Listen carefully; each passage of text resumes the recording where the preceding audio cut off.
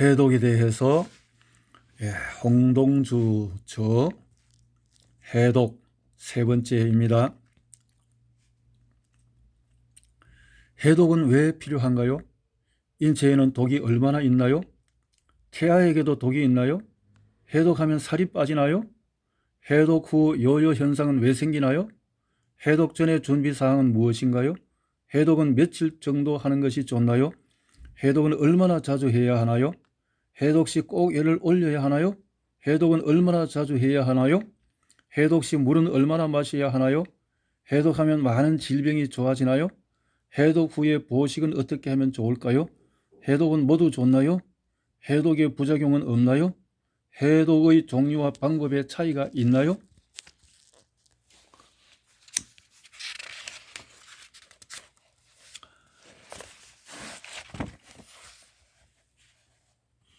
해독은 왜 필요한가요? 갈수록 많은 사람이 해독의 필요성을 인식하고 있습니다. 그만큼 세상에는 독이 많고 우리는 그 독으로부터 안전하지 않습니다.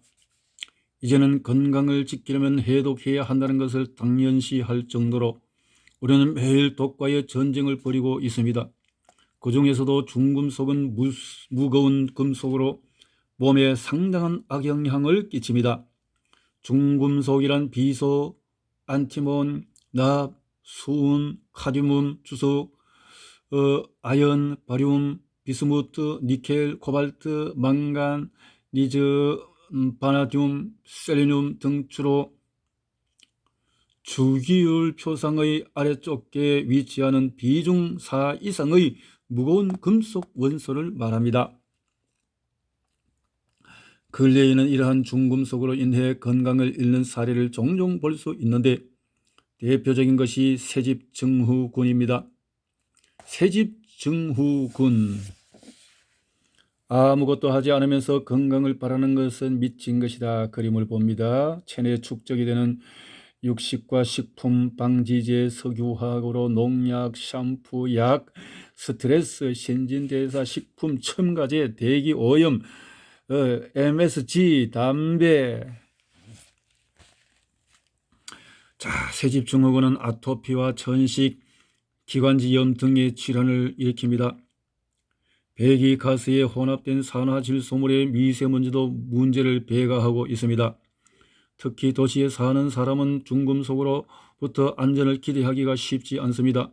그 중에서도 카드뮴은 매우 무서운 중금속에 속합니다.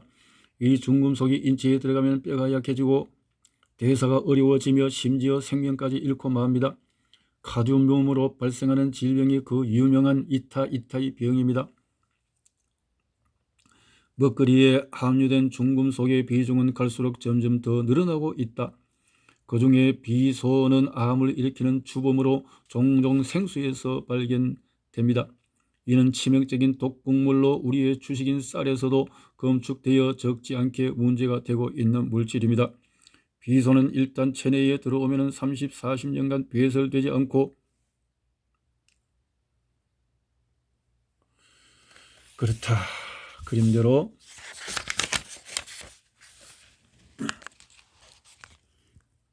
여러 장기의 문제를 일으킵니다. 비소가 쌀에서 검출되는 이유는 뼈의 해충을 없애는 농약에 그 성분이 들어있기 때문입니다. 이 비소를 뼈가 빨아들이면 알곡인 쌀을 통해 우리 몸으로 들어옵니다. 요즘 닭의 진드기를 없앨 목적으로 사용한 피프로닐, 이 계란을 통해 체내에 들어와 문제가 되고 있는데 이런 문제는 단연코 한두 가지가 아닙니다. 흔한 예로 담배를 피울 때 흡연 자는 유독성 물질을 흡입합니다. 또한 공장지대에서 일하는 많은 사람이 매일 조금씩이라도 독을 마시고 있습니다. 이러한 독은 설령 적은 양을 흡입하더라도 잘 배설되지 않아서 지속적으로 우리 몸을 괴롭힙니다. 가령 납은 신경조절 장애를 일으키고 근육활동을 저해해 무기력하게 만듭니다. 수은 체내의 산소 결핍을 일으켜 신진대사를 어렵게 만드는 나쁜 중금속입니다. 이러한 중금속은 머리카락 검사로 모두 검출되며 이를 배출하려면 장시간 운동을 하거나 건강식을 섭취해야 합니다. 중금속을 배출하지 않으면 그것은 계속해서 우리 몸을 괴롭히고 건강을 조금씩 갉아 먹습니다.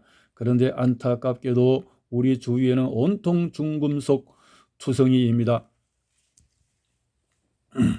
중금속이 환경에 배출될 경우 생물권을 순환하면서 먹이 연쇄를 따라 사람에게까지 도달합니다. 이를 피하려면 중금속에 따른 환경 오염을 막아야 합니다. 중금속은 미량이라도 일단 체내에 축적되면 잘 배출되지 않고 몸속의 단백질에 쌓여 장기간에 걸쳐 부작용을 일으키므로 매우 위험합니다. 예를 들어 우리 몸 곳곳에 산소를 운반하는 헤모글로빈은 글로빈이라는 단백질의 철이 결합한 형태입니다. 그러나 우리 몸에 수은이 들어와 이것이 철 대신 글로빈에 붙으면 헤모글로빈은 산소 운반 능력을 상실합니다.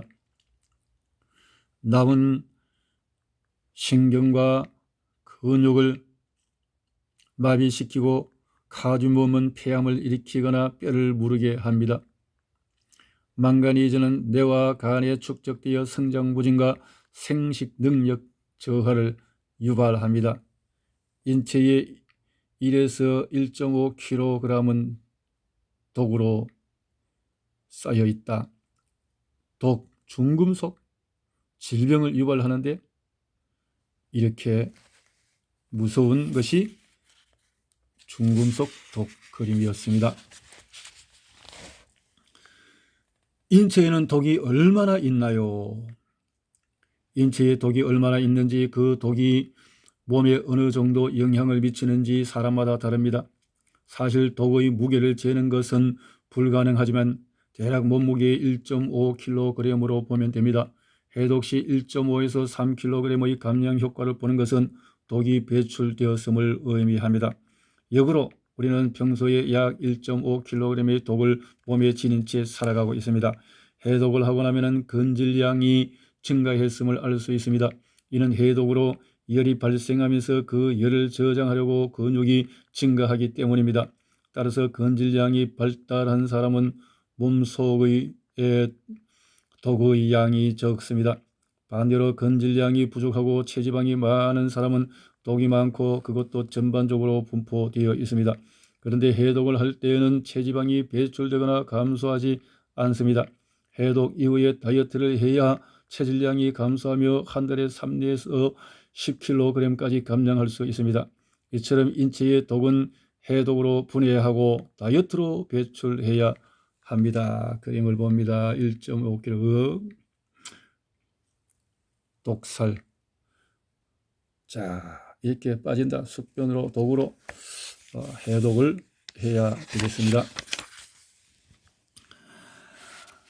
태아에게도 독이 있나요? 태아에게도 독이 있고 실제로 독 때문에 태아가 병든 상태로 태어나기도 합니다. 일본에서 조사한 결과에 따르면 임산부의 70%가 이미 양수가 오염되어 있고 이로 인해 수많은 아기가 선천적 아토피나 천형, 기형을 안고 태어난다고 합니다. 양수 오염과 태아의 질병은 모든 현대인에게 적용되며 이는 산업 발달과 함께 진행되는 여러 연관성에서 그 원인을 찾을 수 있습니다. 해독이 이루어지지 않으면 미래의 인류는 탄생과 함께 유전적 질병을 타고나 평생 고통 속에서 살아갈 수밖에 없습니다. 이제 해독은 선택이 아닌 필수입니다. 태아 발달의 단계를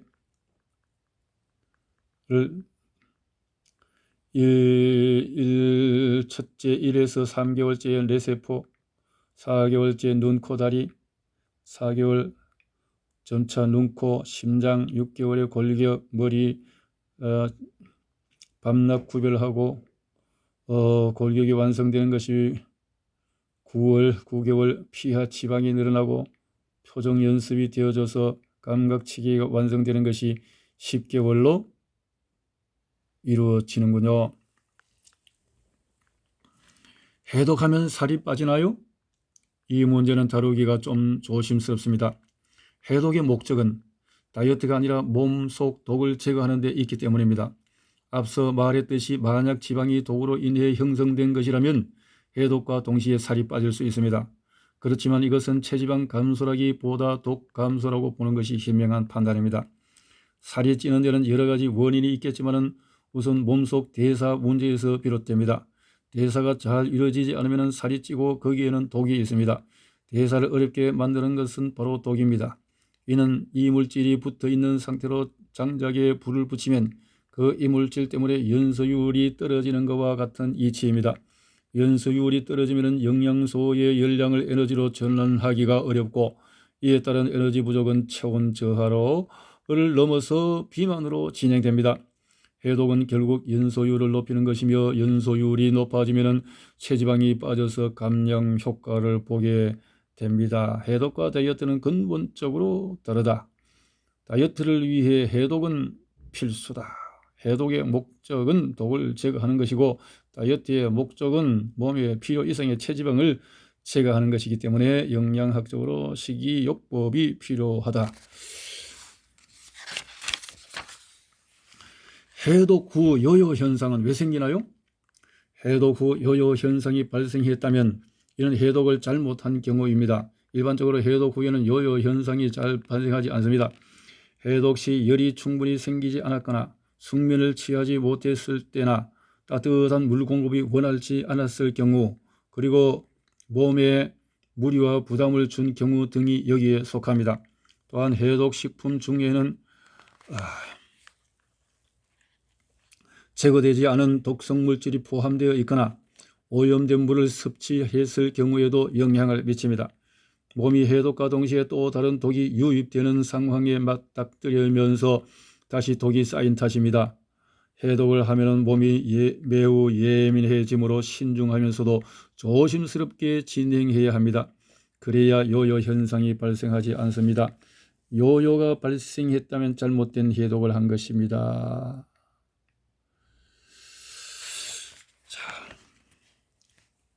해독 전의 준비사항은 무엇인가요? 해독은 시작하는 것보다 진행하기 전의 준비사항이 더 중요합니다. 거의 2, 3일을 굶어야 한다는 강박관념에 사로잡혀 많이 먹거나 스스로 스트레스를 받으면 안 됩니다. 따라서 해독은 반드시 본인의 의지와 신념, 확신을 바탕으로 진행해야 합니다. 먼저 따뜻한 물을 2리터 이상 마셔서 몸을 한층 더 따뜻하게 해주면 좋습니다. 식사는 소화하기 쉽도록 자극적이지 않은 음식으로 합니다. 육식과 해물 등은 피하고 면 종류도 삼가야 합니다. 해독 4시간 전에는 물 이외에 가공 음료는 물론 그 어떤 인위적인 음식물도 섭취하면 안 됩니다. 해독은 몸 안의 독을 제거하는 것이지만 마음과 정신까지도 해독한다는 자세로 임해야 합니다. 이것이 진정 해독하는 자세이자 올바른 해독 정신입니다. 단식적인 해독의 방법일 수 있겠군요. 해독을 시작하기 전의 준비 자세가 결국 좋은 해독의 결과를 얻을 수 있다. 소화되기 쉬운 음식, 업무나 일반 스트레스를 버리고 체온을 올리고 따뜻한 물, 일찍 자고 일찍 일어나고 커피, 홍차, 음료수를 피하고 간식을 사절한다. 해독은 며칠 정도가 좋나요? 해독 프로그램 중에는 1박을 하는 2일 과정과 2박을 하는 3일 과정이 있고 4일, 10일 해독 프로그램도 있지만 실제로 가장 좋은 것은 3일 일정입니다. 이는 과학적 근거보다도 생명의 탄생에서 그 기원을 엿볼 수 있습니다. 사람은 태어나면 자동적으로 3일 동안 해독을 합니다. 엄마의 젖이 3일 동안 나오지 않기 때문입니다. 과거에는 달리 방법이 없어서 아기가 굶주렸을 때 이때 아기는 시커먼 변을 보았습니다. 3일이 지나고 4일째부터 젖이 나오면 굶주린 아기는 힘차게 젖을 빨아 배를 채웠습니다. 그래서 젖 먹던 힘이라는 말이 나온 것입니다. 이후 아기는 노란 변을 봅니다. 이처럼 우리가 해독을 하는 것은 계속 먹기만 한 탓에 몸 안에 쌓인 수많은 찌꺼기를 온전히 밖으로 배출하려는 생명 탄생 시의 연장이라 생각하면 됩니다. 빼지 않고 계속 넣기만 하면 몸은 이내 독의 무덤으로 바뀌고 맙니다. 인간은 태어날 때부터 자연적으로 3일의 해독을 한다.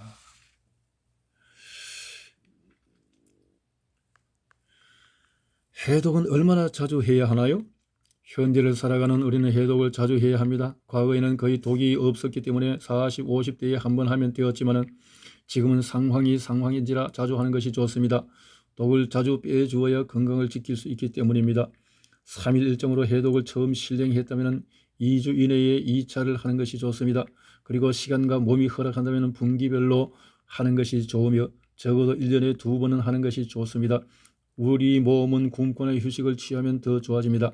마찬가지로 해독을 자주 할수록 몸은 건강이라는 선물을 안겨줄 것입니다. 만약 심신이 병약한 상태이거나 지병이 있으면 몸의 상태에 따라 진행해야 합니다. 몸에 무리를 주면서 자주 하는 것은 좋지 않습니다. 몸에 무리가 없는 해독은 자주 하는 것이 좋다.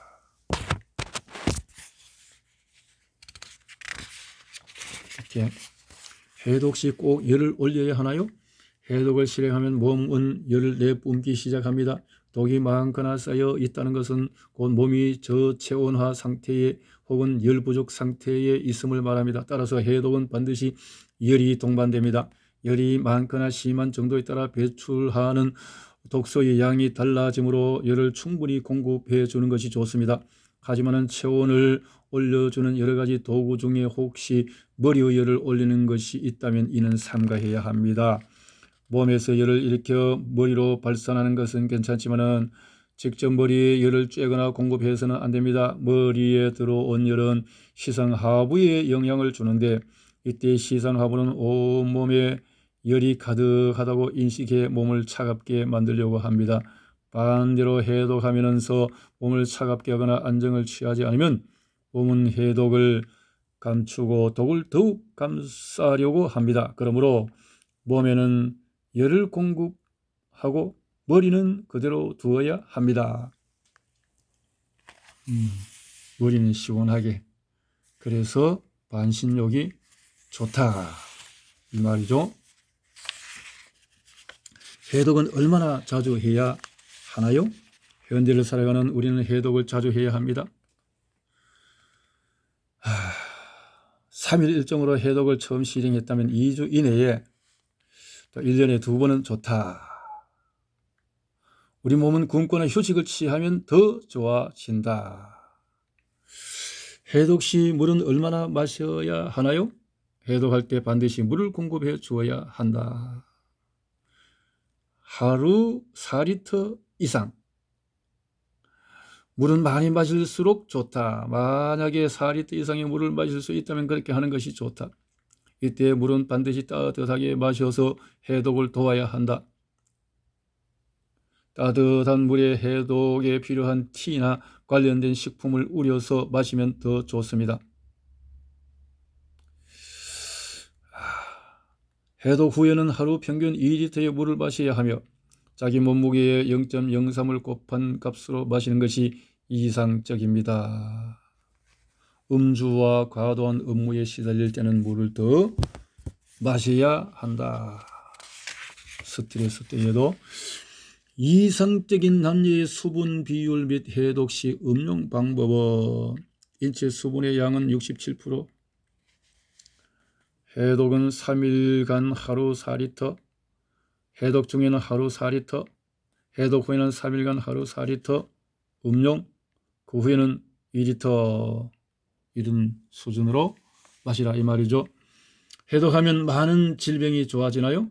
해독의 첫 번째 목적은 많은 질병에서 벗어나는 데 있습니다. 대부분의 질병은 만성질병입니다. 만성질환자는 대개 약을 오랫동안 복용해 온몸에 약의 독성이 퍼져 있는 상태입니다. 이들은 평생 약을 먹으며 약에 의존하는 삶을 살아가야 하는 운명이기도 합니다. 약에서 벗어나 쾌적하고 가벼운 몸을 만드는 데 해독만큼 좋은 것은 없습니다. 해독을 하면 처음에는 몸의 저항감이 상당합니다. 이는 약에 길들여진 몸이 새로운 것에 저항하는 현상입니다. 이때에는 아픔과 고통이 밀려와 해독을 포기하고 싶은 마음이 굴뚝 같습니다. 이 시기를 잘 견뎌야 합니다. 인내력을 발휘해서 자신과의 싸움에서 반드시 이겨야 합니다. 해독 후에 찾아오는 기쁨은 이루 말할 수 없을 정도로 큽니다. 이것은 스스로 알면은 해독이 인체에 얼마나 중요한지, 지금까지 자기 몸에 얼마나 많은 독소가 있었는지 깨닫습니다. 만성질환이 그러면 사라진다. 해독을 하면 기대 이상의 효과를 본다. 해독 후에 보식은 어떻게 하면 좋을까? 해독 후에 깨끗하게 된 청소된 몸은 극도로 예민해져 있으므로 입이 원하는 대로 아무거나 먹으면 안 됩니다. 만약 해독 후에 술을 마시면 거의 다 설사하며 머리가 아프거나 몸이 힘들어집니다. 깨끗한 곳에 더러운 것이 들어온 탓에 몸이 거부 반응을 보이는 것입니다. 보식은 소화하기 어려운 것과 더러운 것은 절대적으로 피해야 합니다. 속이 빈 상태라 인체가 들어오는 대로 흡수하고 소화하려 하기 때문입니다. 보식은 미역죽이나 올갱이 죽으로 하는 것이 현명합니다. 죽에는 소금이나 간장 등을 넣지 않아야 하며 배가 고프다고 많이 먹었어도 안 됩니다. 저녁에도 마찬가지로 간편한 음식으로 합니다. 그 다음 날부터 차츰 일반 식사로 전환합니다. 해독을 이루기 위해서는 하기 전과 진행 중 그리고 해독 후 모든 과정을 준비하고 자세를 갖춰야 합니다. 해독 전에 하루 전부터 가벼운 식사, 해독 중에는 해독 프로그램에 착실히 임하고 해독 후에는 소금이나 조미료가 들어가 있지 않은 죽을 먹는다. 해독은 모두가 좋나요? 해독은 좋다, 나쁘다로 가리기보다는 방법론의 차이가 있음을 알아야 합니다. 좋은 해독은 몸에 이롭지만은 나쁜 해독은 오히려 몸을 망칠 수도 있습니다. 좋은 해독이란 오로지 해독만을 위한 방법을 말합니다. 해독을 위한 열 공급, 따뜻한 물을 충분히 마시기, 정신적인 안정, 숙면 등이 여기에 속합니다. 해독은 간단하고 단순하게 하는 것이 좋습니다. 해독을 위한 갖가지 방법 혹은 특이한 방법은 오히려 몸을 더 갖가지 그런 다양한 것이 망칠 수도 있다. 운동을 심하게 하거나 검증되지 않은 식품을 섭취하거나 물을 적게 마시는 것이 여기에 해당합니다. 해독할 때 우리 몸에 무리가 가면은 몸이 긴장하면서 혈관이 좁아져 해독이 어려워집니다. 해독하기 전에 준비를 잘하고 해독 후에는 식생활을 올바르게, 해독은 말 그대로 몸 안의 것을 배출하는 것이다. 해독은 연령대, 직업의 차이, 질환의 경도 등을 고려해야 한다. 일반 해독 프로그램, 해독 힐링, 해독 프로그램을 이렇게 상황에 따라서 만들어 나간다. 해독의 부작용은 없나요? 나쁜 해독에는 부작용이 따른다. 반면에 좋은 해독은 단순히 육체의 유해 물질을 밖으로 배출하는 것뿐만 아니라 정신적, 영적으로까지 균형을 잡아줍니다. 나아가 해독 후의 삶에도 변화를 줍니다. 이는 전적으로 독만 제거하려는 방법에서 벗어나 해독의 원리와 건강한 삶에 대한 근본적인 지식을 습득하는 것까지 포함한다는 의미입니다. 한편 인식은 이해를 바탕으로 삶을 바꾸는 행동의 밑거름입니다. 이것을 통해 진정한 해독이 이루어집니다. 반면에 해독에 대한 인식과 지식 부족은 오히려 그릇된 방법 및 요행 등을 따르게 만듭니다. 이 경우 매일 다른 해독 방법을 찾아 분주히 움직이거나 정리되지 않은 해독 방법으로 몸을 학대하기 일쑤입니다. 이것은 결국 부작용을 낳습니다. 해독의 부작용은 생각보다 무섭습니다. 무엇보다 몸이 부작용을 인지하고 있기 때문에 다른 좋은 방법으로 다시 해독하려 하면 몸이 두려워하며 저항합니다. 즉 스스로 해독을 포기하게 만들어 독의 그늘로 빠져들게 합니다. 이것이 가장 큰 부작용입니다. 해독으로 발생하는 부작용 중에 하나가 피부 트러블 반응입니다. 피부는 면적이 가장 넓은 장기로 수많은 땀구멍을 통해 독소를 배출합니다. 그런데 잘못된 해독을 하면 오히려 피부에 발진이나 트러블이 발생합니다. 이는 독이 빠져나오다가 피부에 그대로 쌓이거나 간의 대사가 원활하지 못해 발생하는 독의 결과물입니다. 물론 피부에 나타난 모든 발진이 다 부작용은 아닙니다.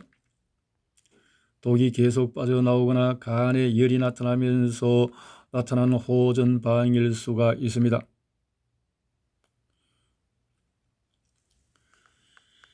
열을 호전 반응일 경우에는 3 내지 5일 이내에 증상이 끝나며 이후로는 좋아집니다. 또 다른 해독의 부작용으로 요요 현상이 있습니다. 만약 살이 찌거나 부어오른다면 2주 이내에 제대로 된 해독을 다시 해야 합니다. 독을 근본적으로 해독하면 좋아지므로 두려움이나 걱정으로 몸에 스트레스를 주면 안 됩니다. 그러면 재해독 시 해독 효과를 볼 수 없습니다. 해독을 하고 3일이 지나면 호전이 되어야 합니다. 해독으로 인한 부작용은 냉증 발생, 피부 트러블, 요요 현상, 2차 해독의 거부감, 해독의 인식 부족, 무리한 해독을 하면 그렇습니다. 해독의 종류와 방법에 차이가 있나요? 독이 다양하듯이 해독 방법도 매우 다양합니다. 해독 방법 중에 최고는 없으며 가장 좋은 방법도 없습니다. 그러므로 여러 가지 방법을 활용해 보고 가장 좋은 것을 선택하는 게 현명합니다. 해독의 방법에 따라 좋은 해독, 나쁜 해독이 있습니다. 해독을 하면서 장만 깨끗이 청소하는 해독 프로그램을 진행하면 장내의 저하된 면역은 그대로 놔두고 유익균과 유해균을 모두 배출해 오히려 장 건강이 악화되거나 나쁜 쪽으로 흘러갑니다. 이런 경우는 나쁜 방법이라 할 수 있습니다.